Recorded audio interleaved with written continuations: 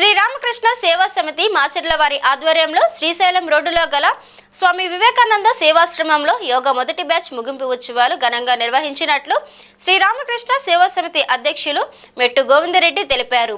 ఈ వేడుకల్లో భాగంగా ఈ కార్యక్రమానికి ముఖ్య అతిథిగా ఎస్కేబిఆర్ డిగ్రీ కళాశాల కంప్యూటర్ లెక్చరర్ భారతి హాజరయ్యారు. ఈ సందర్భంగా ఆమె మాట్లాడుతూ మనదైన జీవితంలో ప్రతిరోజు యోగా, ప్రాణాయామం, మెడిటేషన్ మీరు చేస్తూ ఉంటే మీలో ఉన్న శారీరక, మానసిక సమస్యలు తొలగిపోతాయని ఆమె గుర్తు చేశారు. అంతేకాకుండా శరీరానికి వ్యాయామం ఎలా అవసరమో మనసుకు కూడా వ్యాయామం, మెడిటేషన్ కూడా అంతే అవసరమని అన్నారు. కాబట్టి తప్పనిసరిగా ప్రతిరోజు యోగా, ప్రాణాయామాలు, మెడిటేషన్ చేయాలని ఆమె అన్నారు. అట్లానే చిరంజీవులందరికీ నా శుభాశిస్సులు. సో స్టార్ట్ చేసిన వెంటనే యాక్చువల్గా నేను ఈ యోగా, మెడిటేషన్ ఇవన్నీ నాకు కూడా ఒక 3 years బ్యాక్ వరకు ఏం తెలియదు. సో మా తమ్ముడు విపాసన ధ్యాన కేంద్రం అని చెప్పి అక్కడికి ఒక 14 days it's class of 10 days ఉంటుంది.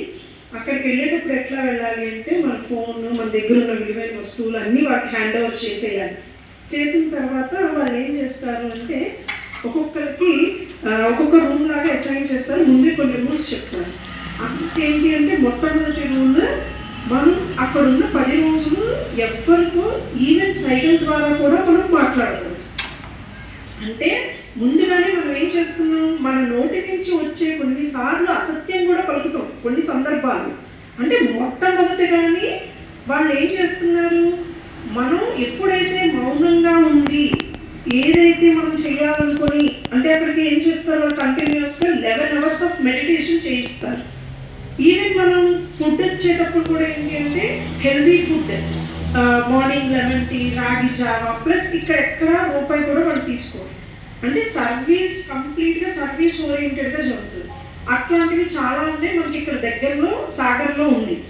సో వాటిల్లో ఏంటి అంటే మనకి వెళ్ళిన తర్వాత అంటే యోగా అనేది మన బాడీ ఫిజికల్ ఫిట్నెస్కి ఎంత అవసరమో, మెడిటేషన్ అనేది మన మైండ్, సోల్ ప్రశాంతత అనేది. ఇప్పుడు కొన్నిసార్లు మేము బీయింగ్ ఏ వర్కింగ్ ఉమెన్ చాలా ప్రెషర్ తీసుకుంటూ ఉంటాం వర్క్ చేసేటప్పుడు.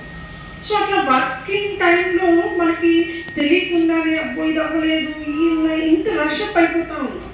అట్లాంటప్పుడు ఒక్క 10 minutes మనకి మనం కూర్చొని ఇందాక అమ్మ చెప్పినట్టు ఉచ్ఛ్వాస నిశ్వాసలు అంటే లాంగ్ బ్రీత్ తీసుకుంటాం, హోల్డ్ చేస్తాం, వెంటనే రిలీజ్ చేస్తాం. సో అలా మీరు ఎప్పుడైనా గమనించి చూడండి. మనం మెడిటేషన్ పోస్చర్లోనే కూర్చోవాలి అట్లా ఏం అక్కర్లా. ఏ ప్లేస్లో మీరు అక్కడ కూర్చుంటే కుర్చీలో కూర్చొని కాలు మీద కాలులా పెట్టాలి, నేలకి వెళ్ళకుండా కూర్చొని మీరు ఆ ఉచ్ఛ్వాస తీసుకొని ఒక్క 3 seconds, ఎన్ని సెకండ్స్ మీరు హోల్డ్ చేయగలిగితే అంత టైం మీరు దాన్ని హోల్డ్ చేసుకొని రిలీజ్ చేస్తూ ఒక 10-20 times చేసి చూడండి. మీకు తెలియకుండానే మీరు తీసుకునే ప్రెషర్ ఏదైతే ఉంటుందో అది మొత్తం పోతుంది. సో యోగా అనేది చాలా చాలా పార్ట్ ఆఫ్. మనం చాలా మంది ఏం చెప్తా ఉంటారంటే మాకు టైం లేదు, మాకు టైం కుదరట్లేదు, మాకు జాబ్ సరిపోతుంది, ఇంట్లో పని సరిపోతుంది, ఇంకెక్కడ చేయగలం. సో మన టైంని అంటే మనకి సెల్ఫ్ డిసిప్లిన్ రావాలి ఫస్ట్. ఎవరో చెప్తే మనం చేస్తాము, వాళ్ళు చెప్తే వాళ్ళు అలా అన్నారు కాబట్టి చేయగలం. సో అప్పుడు ఏం చేస్తాం, ఏదో స్టార్ట్ చేస్తాము మొక్కుబడిగా. సో ఒక 10 days 20 days చేస్తాము, ఓకే నాకు అంతా బాగున్నట్టుంది అని చెప్పి స్టాప్ చేస్తాం. బట్ యోగా, మెడిటేషన్ ఇవన్నీ ఎట్లాంటివి అంటే continuous learning and part of our life. So రోజు మనం ఫుడ్ ఎలా తీసుకుంటున్నాం, రోజు మనం పనులు ఎలా చేసుకుంటున్నామో అవి మన పార్ట్ ఆఫ్ లైఫ్లో అయిపోవాలి. సపోజ్ ఇదివరకు మేము 5:30, 6కి లేసేవాళ్ళం. ఇప్పుడు మెడిటేషన్ చేసుకోవడం కోసం మనం 1/2 hour మెడిటేషన్ చేయాలి. So we have to wake up early. So ఒక 1/2 hour అయినా ముందే లేవాలి, లేకపోతే ఆ టైం కేటాయించుకోవాలి. అంతేగాని నాకు టైం కుదరదు అనేది ఇట్స్ నాన్ సెన్స్. ఖచ్చితంగా మనం టైం కుదుర్చుకోవాలి. ఎవరి కోసం? మన కోసం మనం చేసుకుంటున్న పని.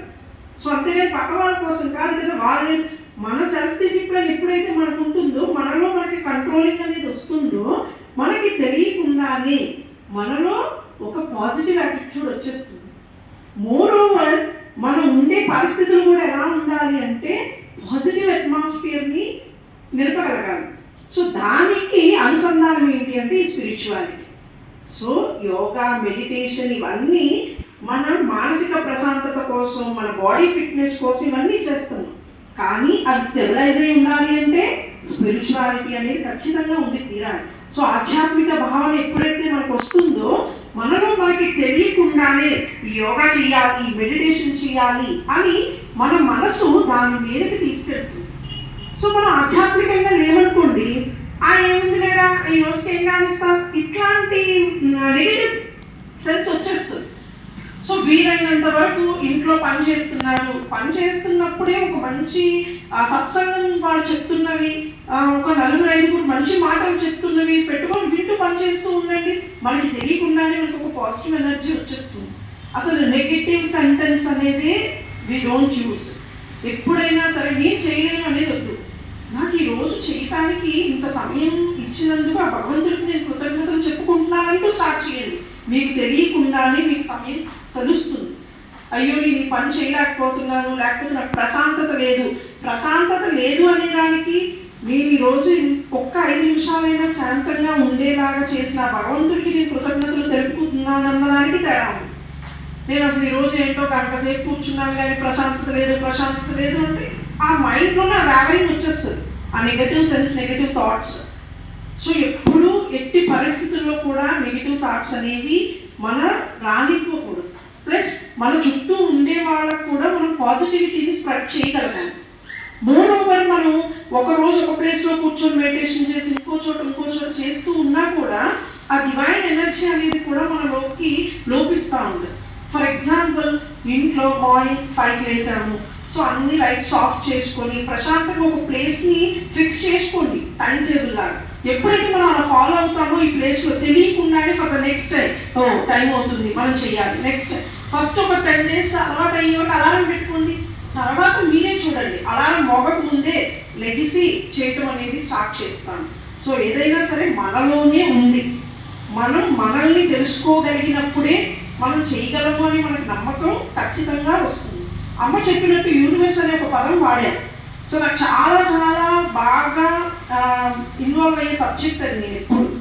సో యూనివర్స్ అంటే మనం నార్మల్గా అందరూ ఏమంటారంటే భగవంతుడు అంటూ ఉంటాం. కొంతమంది మనుషులే దైవమే మనుష్య రూపేణ అంటూ ఉంటాము. సో అట్లా చాలామంది నువ్వు దేవుణ్ణి చూసావా ఇట్లా అంటూ ఉంటారు. సో వీటన్నిటికీ ఏంటి అంటే ఈక్వలెంట్ యూనివర్స్. సో విశ్వమాత మనకు తెలిసిన